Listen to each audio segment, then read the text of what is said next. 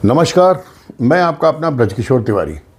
आज भी देश में सबसे सेंसेशनल विषय जो चल रहा है चर्चा का, चाहे राजनीतिक गलियारे हों, चाहे आम आदमी की ज़िंदगी में हो, घर परिवार में हो, वो है मौमिता देवनाथ जो डॉक्टर थीं, PG trainees Calcutta medical college में, उनके साथ जो बलात्कार हुआ और उनकी हत्या की गई। ये चर्चा का विषय इसलिए है कि इस मामले को ये बड़ा ओपन एंड शट केस समझ में आता है जो भी क्राइम के बारे में थोड़ा बहुत जानते हैं। क्योंकि जिस तरीके से ये देखा जाए कि एक अपराधी जिसका ब्लूटूथ घटनास्थल पर मिला वो पुलिस द्वारा गिरफ्तार कर लिया गया और उसको सीबीआई ने अपने अंडर अरेस्ट ले लिया है। अब एक बात नहीं समझ में आती कि जिस केस को मेरे ख्याल से मैंने ओपन करने में, उसको सुलझाने में एक एएसआई, एक हवलदार और एक सिपाही की ज़रूरत थी, जो मामूली से शहर के ये 3 बंदे 24 घंटे में इसको सॉल्व कर लेते हैं। सिर्फ करना इतना था कि जो पकड़ा गया है संजय, उसको लाके पुलिस एक 3rd डिग्री ट्रीटमेंट देती, वो अपने साथ के सारे लोगों का नाम तोते की तरह बता देता, कहाँ कहाँ एविडेंस छुपे हैं सब बता देता, और 24 घंटे के बाद हमारे सामने सारे अपराधी होते हैं। क्योंकि वो अब आपकी कस्टडी में है, वो कोई पॉलिटिकल कस्टडी में नहीं है कि आपको किसी चीज़ का डर हो। बाहर पॉलिटिक्स हो सकती है वहाँ के प्रिंसिपल को बचाने के लिए, वहाँ के और जो नेता हैं उनके भांजे भतीजों को बचाने के लिए। इस केस को देखते हुए ये स्पष्ट लगता है जिस तरीके के बीभत्स तरीके से उस बच्ची को मारा गया है, ये रेप के बाद पकड़े जाने के डर से किया हुआ मर्डर नहीं है। उसके शरीर को छत बिछत किया गया है। वो ऐसा लगता है कि जैसे वो बच्ची कोई राज उस मेडिकल कॉलेज के किसी बड़े व्यक्ति के बारे में जानती थी, जैसे डॉक्टर घोष, वहाँ के जो प्रिंसिपल, उनके बारे में कहा जा रहा है कि इनके खिलाफ काफ़ी भ्रष्टाचार के मामले हैं और इन्होंने कई बार ऐसे घपले घोटाले किए हैं जिनकी जांच चल रही है, और ये टीएमसी के बहुत ही सगे हैं। और चूंकि सत्ता पक्ष ने इनको वहाँ पर प्रिंसिपल बनाया था, इसलिए इनको हटाने या इनको गिरफ्तार करने में काफ़ी मुश्किलें जा रही है। पर एक बहुत छोटी सी बात है, जिस तरीके से उस बच्ची को मारा, उससे ये स्पष्ट हो रहा है कि उस लड़की से बदला लिया गया है। ये नहीं था कि साहब हमने बलात्कार किया, उसने बोला हम आपके नाम लोगों को बता देंगे तो उसको मार दिया। ऐसे मारने में सिर्फ गला घोंटा जाता है या तकिए से आदमी मुंह दबा देता कि उसका कैसे भी सांस उसकी अवरुद्ध हो जाए और वो यहाँ से चला जाए, वो बता ना पाए। बस जिस तरीके से उसके पूरे शरीर में नोचने के दाग हैं, जिस तरीके से उसके पैर को 90 डिग्री में खींच के तोड़ दिया गया है, जिस तरीके से उसकी दोनों आंखें फोड़ दी गई हैं, जिस तरीके से उसकी ये हड्डी गले की तोड़ दी गई है, जिस तरीके से रीढ़ की हड्डी टूटी पाई गई, जिस तरीके से और भी चोटें हैं, ये एक व्यक्ति द्वारा तो पहुंचाई गई नहीं है, बिल्कुल भी नहीं। इसमें कई व्यक्ति इन्वॉल्व हैं। अच्छा, दूसरी बात है कि अगर बलात्कार की बात की जाए तो अब जो जिस तरीके से चल रहा कि साहब इनका डीएनए टेस्ट होना चाहिए, ये अरे भाई, सबसे बड़ा डीएनए का प्रूफ तो जो 151 ml सीमन आपको उसके बॉडी से मिला है वो है। अरे बाल से ज़्यादा सेंसिटिव सीमन है, उसको अगर जांच करेंगे तो कितने डीएनए उसमें मिले हुए हैं ये पुलिस के सामने आ जाएगा, और व्यक्तियों से आप उसको मैच कर लें जिन पे भी आपको संदेह है। बहुत सिंपल सा केस है, पर इसको राजनीति में उलझाया जा रहा है। सीबीआई भी जाकर इतने दिनों से क्या कर रही है, वहाँ के जो संदिग्ध लोग हैं उनके बयान ले रही है। साहब, इतने बड़े मामले में बयान लिया जाता कि सख्त पूछताछ की जाती है। बस सीबीआई बड़े सोच समझ के चल रही है।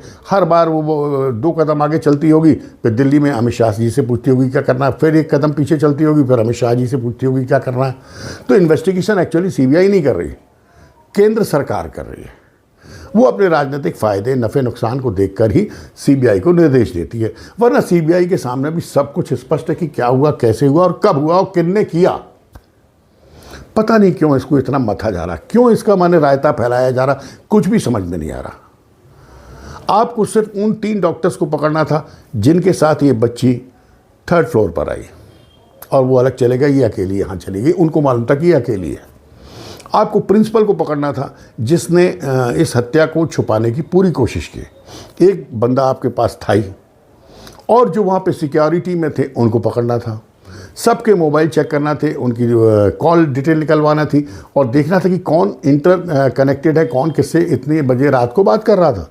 हर चीज़ सामने आ जाती है, पर अभी तक सीबीआई से बयान ले रही है। ममता बनर्जी जो खुद मुख्यमंत्री है, हेल्थ मंत्री हैं और गृह मंत्री है बंगाल के, वो हड़ताल कर रही हैं साहब। किसके खिलाफ कर रही हैं समझ में नहीं आ रहा। पुलिस के खिलाफ कर रही हैं, स्वास्थ्य विभाग के खिलाफ कर रही हैं, या मुख्यमंत्री के खिलाफ कर रही हैं। उससे ज़्यादा कंफ्यूज्ड बुढ़िया राजनीति में कोई दूसरी नहीं है। दूसरे नाम पे थोड़ा सा आदरणीय जया जी का नाम आता है। मैं समझ गया जिन जया जी की बात कर रहा हूँ, जो अभी हमारे राज्यसभा अध्यक्ष से भिड़ गई थी। ये सब कन्फ्यूज हैं अपनी ज़िंदगी में। इनको लगता है कि ये देश के सर्वोच्च पद के लायक थी, पर ये सांसद बन के रह गई या मुख्यमंत्री बन के रह गई, इसलिए ये अपना फ्रस्ट्रेशन निकालती हैं। ममता बनर्जी को बहुत अच्छे से मालूम है कि अखिलेश यादव के बाद इतना बड़ा जो अपराध है उसका आरोप उन पे लगा है और उनको आने वाले चुनाव में इसको भोगना पड़ेगा, जो कि उनके सामने स्पष्ट दिख रहा है। तो उनका विरोध तो समझ में आता है कि कंफ्यूज लेडी है, उसको खुद ही नहीं मालूम कि मैं ही गृह मंत्री हूँ, मुझे ही आदेश देना है। वहीं पे उसका जो पुलिस कमिश्नर है वो सिर्फ एक ही काम कर रहा है। जितने भी पत्रकार हैं, यूट्यूबर्स हैं या भाजपा के नेता हैं जो इस केस के बारे में बोल रहे हैं, उन सबको वो नोटिस भेज रहा है, धमका रहा है। उसके पास और कोई काम ही नहीं है। आप बताइए कि आज तक 5 से 7 हज़ार लोग जो रात में घुसे, उनमें से 25 लोगों को पुलिस ने पकड़ लिया और सीबीआई को हैंड ओवर कर दिया। सीबीआई आज तक या पुलिस आज तक उनसे ये क्यों नहीं पूछ पाई कि भाई तू क्यों आए थे रात में, तुमने क्यों तोड़ फोड़ की, तुम्हें किसने भेजा, तुम क्यों नाराज थे, तुम क्यों डॉक्टर्स को मार रहे थे, क्यों तुम वहाँ के एविडेंस मिटा रहे थे। 25 लोगों में से एक भी नहीं बोलता क्या? कुछ समझ में नहीं आ रहा ना कि ये हो क्या रहा है। मुझे लग रहा है ये वही हो रहा है जो हमारे वो एक्टर सुशांत सिंह के साथ हुआ, जिसके बारे में सीबीआई आज भी 4 साल बाद बोलती है कि साहब हमने फाइल बंद नहीं की है, इन्वेस्टिगेशन चल रहा है। पर वो बताती कुछ नहीं है, क्योंकि उनको लगता है कि महाराष्ट्र में हो सकता है कि जो पार्टी हमसे अलग हो गई है, केंद्र को लगता है उससे आगे जाके समझौता करना पड़े, तो फिर भाई उसके बेटे को कैसे फंसा सकते हैं।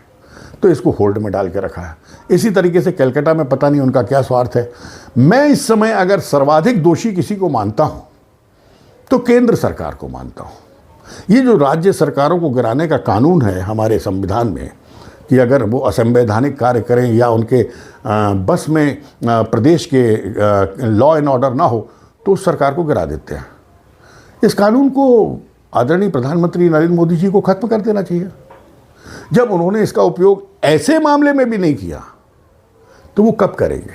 चलिए ये मानते हैं कि साहब अगर वहाँ की सरकार ये गिरा देंगे तो जो हमारे लिब्रांडू हैं, जो मेरे माने जो फुर्सत में बैठे हमारे राहुल गांधी और अखिलेश जी और भी जो लोग हैं, ये सब आके लोकतंत्र की हत्या हो गई चिल्लाने लगेंगे और इसको केजरीवाल की पार्टी तत्काल जाके वो लंदन में और अमेरिका में छपवाने लगेगी कि देखिए साहब हिंदुस्तान में तो लोकतंत्र की हत्या हो गई। बेचारा लोकतंत्र भी बड़ा बेशरम है, हर दिन उसकी हत्या ये विरोधी कराते पर वो मरता नहीं। 78 साल से तो अभी तक नहीं मरा। आगे देखिए क्या होता है। तो इस तरीके के जो उनके दिल में दहशत है केंद्र की कि साहब अगर हम ऐसा करते हैं तो हो सकता है कि इनको चांस मिल जाए। तो भाई तुम्हारे पास एक पावर तो है ना कि जहाँ पे तुम्हारी जो केंद्रीय एजेंसियाँ हैं उनके साथ अगर गलत किया जाता है तो आप तगड़ा एक्शन ले सकते हैं ना। जैसे पिछली बार ममता बनर्जी ने आपकी सीबीआई टीम को एक कमरे में बंद कर दिया था, उनको अरेस्ट कर लिया था। क्या आप उस समय सीआरपीएफ ये अपनी केंद्रीय जो बल होते हैं उनको वहाँ बंगाल में भेज के उनको प्रोटेक्ट नहीं कर सकते थे? क्या आपके पास पावर नहीं था? सरकार ना गिराते, पर ये तो बताते कि आप केंद्र में बैठे हैं और दमदार हैं, केंद्र दमदार है। पर आपसे ज़्यादा पंगु भारत के इंटरनल मामलों में मैंने किसी को नहीं देखा। लोग कहते हैं कि इतने बड़े चाणक्य हैं हमारे अमित शाह जी, मोदी साहब, भाई इनके दिमाग को तो विश्व मानता है, मैं भी मानता हूँ। पर एक बात नहीं समझ में आती है कि जब भी इनको विपक्षी फंसाते हैं तो ये फड़फड़ाने क्यों लगते हैं, ये एक्शन क्यों नहीं लेते हैं, ये खामोश क्यों हो जाते हैं। यहाँ तो तुम पाकिस्तान को धमकी देते हो कि साहब या आप मिट जाओगे या देश में मिल जाओगे, और यहाँ बंगाल में जाके आप कुछ नहीं कर पाते हैं।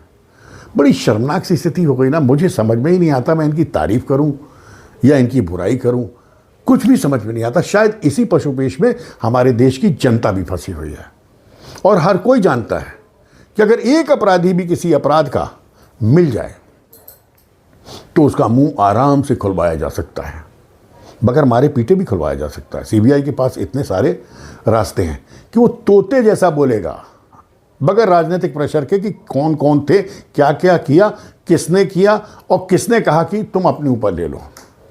जहाँ तक इस अपराधी की बात है, ये बिल्कुल स्पष्ट लग रहा है कि ये इन्वॉल्व था ही नहीं, क्योंकि पुलिस ने इन्वेस्टिगेट किया और कहा कि ब्लूटूथ मिला। मुझे तो डाउट है कि ये ब्लूटूथ भी उससे लेके गिराया गया, उसको कुछ पैसे देके उसको मोहरा बनाया गया, क्योंकि आप उसको अगर टेलीविज़न में देखेंगे तो उसके चेहरे में कोई फियर नहीं है। इस तरीके से घृणित कृत्य करने वाला, हत्या और बलात्कार करने वाला इतना नॉर्मल पुलिस के साथ नहीं चल सकता। इसका मतलब है कि इस अपराधी को प्लांट किया ममता ने, ताकि सबका ध्यान इधर चला जाए और जो बड़े बड़े लोग उस बच्ची की हत्या में इन्वॉल्व हैं उनसे ध्यान हट जाए। मेरे ख्याल से यही आगे निकलेगा, क्योंकि जिस तरीके का केस कांड उस बच्ची के साथ हुआ, ये कहीं नहीं लगता कि बलात्कार के बाद सिर्फ साक्ष्य छुपाने के लिए उसकी हत्या की गई है। जितने ब्रूटली तरीके से उसको मारा गया है, ये लाश खुद चीख चीख के बोल रही है कि मैं बहुत कुछ इस मेडिकल कॉलेज के बारे में जानती थी, उस राज को खोलने वाली थी और इसीलिए मेरी हत्या की गई और लोगों ने मेरे शरीर से बदला लिया है और मारने के बाद मेरे साथ बलात्कार किया है।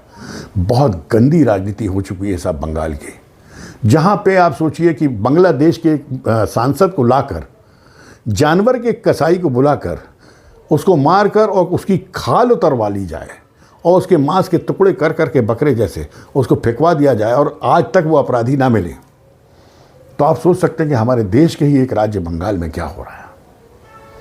बहुत दहशत वाली बात है, शर्मनाक है केंद्र के लिए कि केंद्र किसी भी अपनी शक्ति का उपयोग नहीं कर रहे हैं।